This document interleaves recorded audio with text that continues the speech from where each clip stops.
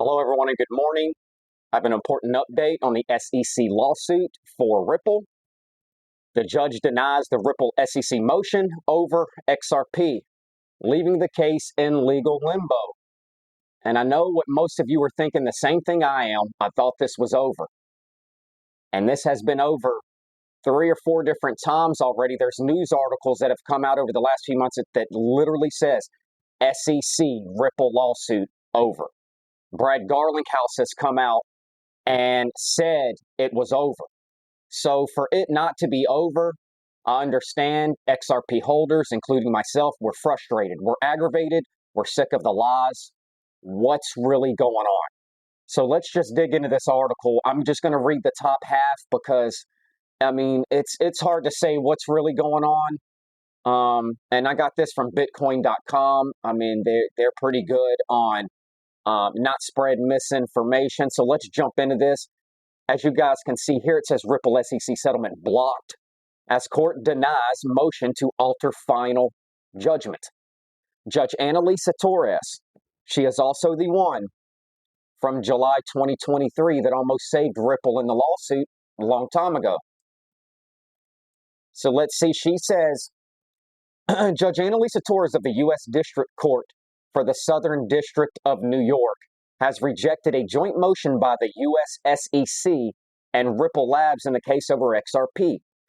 In a May 15th decision, she denied the request to lift an injunction and reduce a $125 million civil penalty, ruling that the proposed agreement did not meet the legal standards for modifying a final judgment.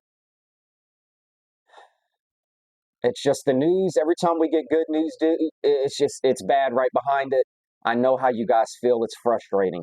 The SEC and Ripple had sought court approval to vacate an injunction prohibiting Ripple from violating security laws and to cut the penalty to $50 million as part of a negotiated settlement while their appeals are pending.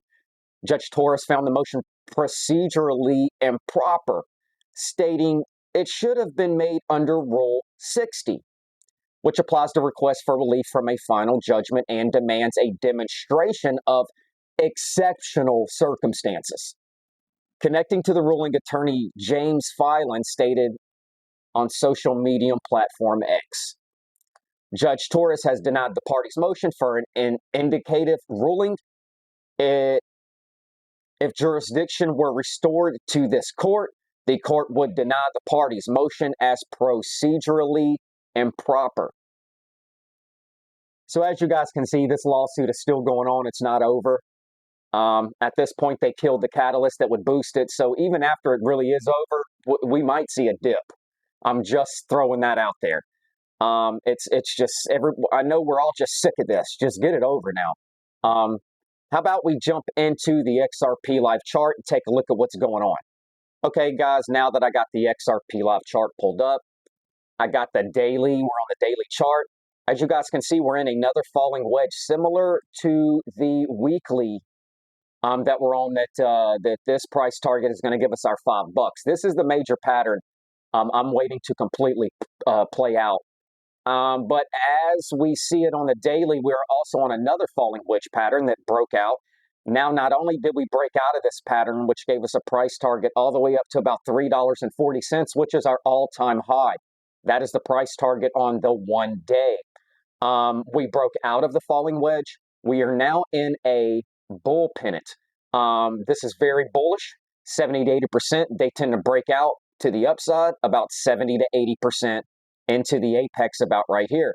So we might have a couple of days, maybe a week or something before we see another move, possibly. I'm not saying that's for sure. That's my opinion if the bull pennant plays out. Now, as we go on shorter time frames, as you can see, we are gearing up for a bigger pump to the upside. So that is what I'm really waiting on. Any other chart, as you can see, kind of seems like we're on a downtrend, but keep in mind, guys, these are lower time frames. This is the 5-minute, the 15-minute. As we start zooming out, it starts getting a little bit better. Now, the only think, let me see here. Where were we? Now, I did see somewhat of what looks to be, now this is the bearish scenario here, what looks to be a head and shoulders pattern forming right now. Now, if we get a bounce off this and another little hump and then come back down to retest, this line right here is the neckline for the head and shoulders. If we get a jump from here, a boost, but tend to come back down and retest the support line of this bull flag pennant, and also it's turning into the neckline for the head and shoulders. If that breaks, we could potentially see a dip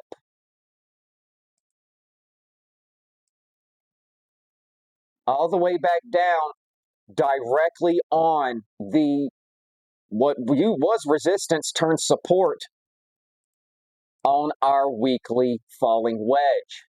So this could be a retest of support for the weekly.